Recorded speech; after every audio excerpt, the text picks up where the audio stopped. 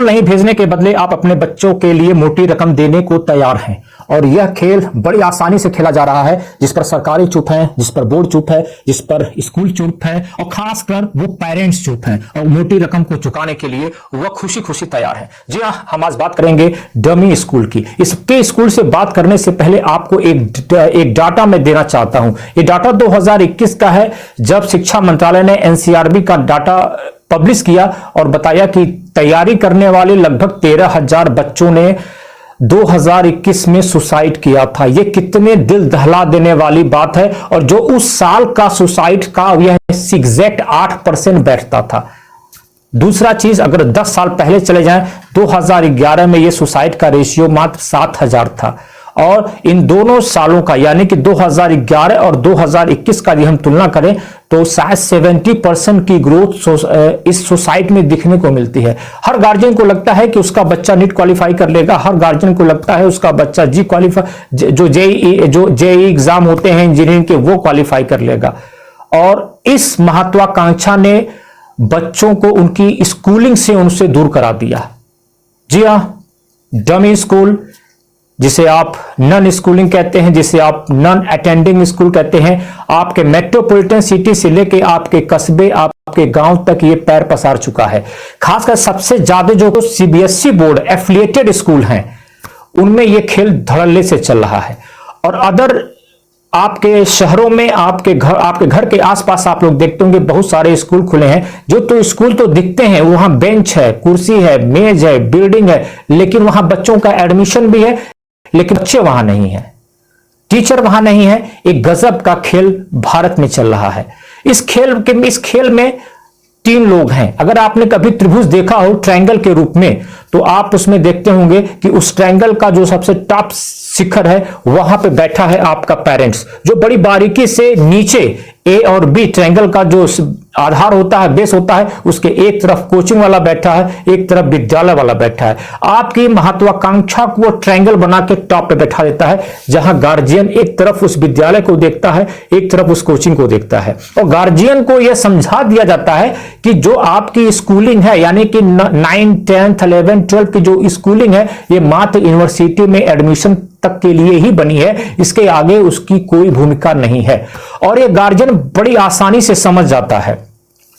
अब इसका दूसरा पैर आता है वह डमी स्कूल, जिसने खोल रखा है और आपसे कहता है कि आप हमें मोटी रकम दीजिए और ये सारी सुविधाएं जो तैयारी के लिए होती हैं हम अपने वहां प्रोवाइड करा देते हैं। और इसका तीसरा जो मेन प्लेयर है वो है कोचिंग वाले, जो इसका पूरा ठेका ले लेते हैं। अर्थात कि अगर आप कहते हैं कि आपकी शिक्षा महंगी है तो इसके लिए भी आप स्वयं जिम्मेदार हैं। जब स्कूलिंग की पढ़ाई होती है 11-12 की, वो मैक्सिमम अगर आप अपने पढ़ाई में खर्च करते हैं तो 50,000, 60,000, मैं प्राइवेट स्कूल की बात करता हूं, 1 लाख, 1.5 लाख। लेकिन जब आप नॉन स्कूलिंग मोड में जाते हैं तो ठीक इसका 1.5 गुना आप पेमेंट करते हैं, वो 3 लाख के आसपास जाके फिट बैठ जाता है। अगर छोटा कस्बा है तो वो 50,000 के आसपास जाके फिट बैठ जाता है। तो होता क्या है नॉन स्कूलिंग में, आदमी क्यों भेजता है? एक तो आपका ब्रेन वॉश हो चुका है कि आपका बच्चा को नीट क्वालिफाई करना है, फर्स्ट अटेम्प्ट में करना है, उसे एमबीबीएस लाना है, उसे फला फला फला फला स्कूल में एडमिशन लेना है। आपने वहीं एक बड़ी चूक कर दी। शायद आपने कभी ये नहीं देखा कि जो नीट का पेपर है उसका जो सिलेबस है वो एनसीईआरटी बेस्ड सिलेबस है। अर्थात कि यदि आपके बच्चे ने स्कूलिंग टाइम पे ही अच्छी सी पढ़ाई कर ली होती, कक्षा 9 से लेकर 12 तक, तो शायद उसने स्कूलिंग टाइम में ही 80% अपने सिलेबस को कवर कर लिया होता।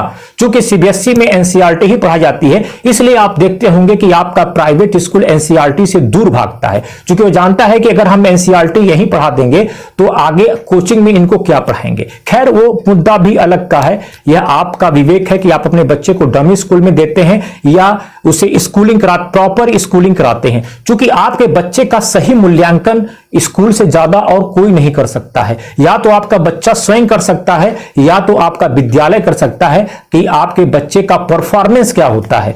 जो डमी स्कूल है उनके पीछे एक मानसिकता काम करती है। वह मानसिकता यह होती है, वह मानसिकता इस बात को बताती है कि बच्चे के लिए ओनली 1 मार्क्स आवश्यक है। उसके लिए उसका सामाजिक विकास, उसका शारीरिक विकास, उसका मानसिक विकास ज्यादा मायने नहीं रखता है। उससे सिर्फ और सिर्फ उसको अपने मार्क्स लाने ही होंगे और वह मार्क्स किस में लाने होंगे? जो उन कोचिंग संस्थाओं द्वारा एग्जामिनेशन कराए जाते हैं नीट, और बाद में वो जब वो नीट एग्जाम के लिए प्रिपेयर होते हैं, जेई मेंस के लिए या जेई एडवांस के लिए प्रिपेयर होते हैं, उसके लिए। लेकिन आपको क्या मालूम है कि आपका बच्चा अगर वो स्कूलिंग करता है तो वह उसके अंदर एक आंसर राइटिंग की स्किल जो डेवलप होती है वह नॉन स्कूलिंग में कभी डेवलप नहीं हो सकती है।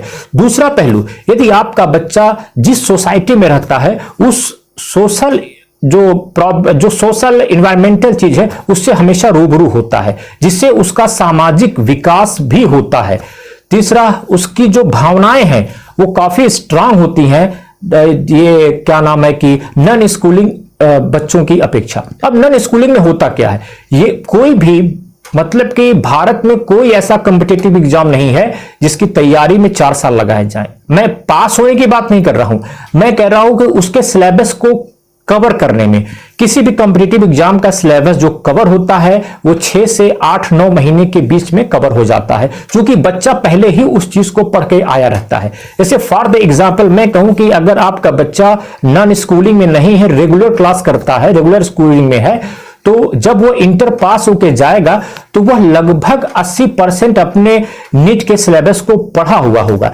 वह केवल 3 महीना एक्स्ट्रा देके अपने आप टोटल होल सिलेबस को कवर कर सकता है। और समस्या कहां आती है, जब आपका बच्चा नॉन स्कूलिंग में जाता है, जहां भी वहां पे अपने बच्चे को लगभग 3 साल 4 साल कोचिंग में डाल देते हैं। शायद आपने कभी कोचिंग नहीं किया होगा, इस नाते आपको कोचिंग का आइडिया नहीं है। जब बच्चा कोचिंग करता है तो एक बच्चे के लिए कोचिंग के लिए 1 साल सफिशिएंट होता है। जब वो बच्चा नेक्स्ट साल उसी चीज को कोचिंग में पढ़ता है तो उसके जो एजुकेशन क्वालिटी है, जो उसको एब्जॉर्ब करने की क्वालिटी है, उसमें धीमे धीमे गिरावट आती है, और गिरावट उसको एक तरीके से डिप्रेशन में कन्वर्ट करती चली जाती है। और आज पेरेंट्स को लगता है कि हमने अपने बच्चे पर 4 साल में इतने पैसे खर्च किए हैं, मुझे उससे सक्सेस रिजल्ट चाहिए ही चाहिए।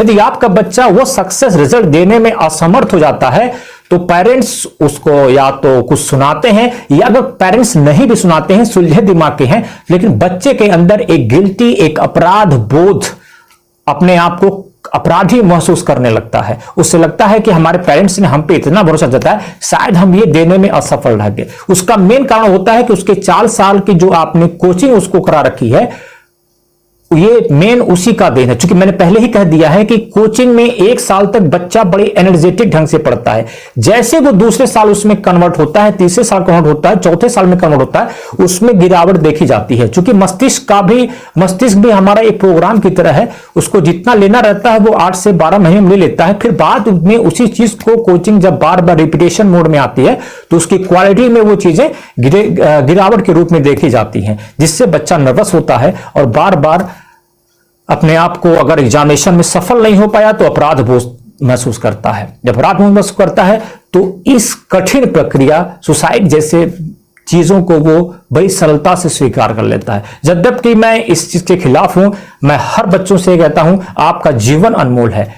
नीट का एग्जाम क्वालिफाई ना क्वालिफाई करना यह आपकी योग्यता नहीं दर्शाता है, शायद आपको इससे भी दूर कहीं जाना हो। इसलिए आप जो भी बच्चे हैं उनको सुसाइड के बारे में थोड़ा भी नहीं सोचना चाहिए। और हम हमेशा कहते हैं आप स्कूलिंग करिए। आपका स्कूल अगर नॉन स्कूलिंग करवा रहा है उसके खिलाफ खड़े होइए, उसके खिलाफ कंप्लेन दर्ज करिए। क्योंकि फिर मैं कहता हूं, जो मूल्यांकन आपका विद्यालय, आपका टीचर करेगा वह आपकी कोचिंग नॉन स्कूलिंग नहीं कर सकती है। नमस्कार।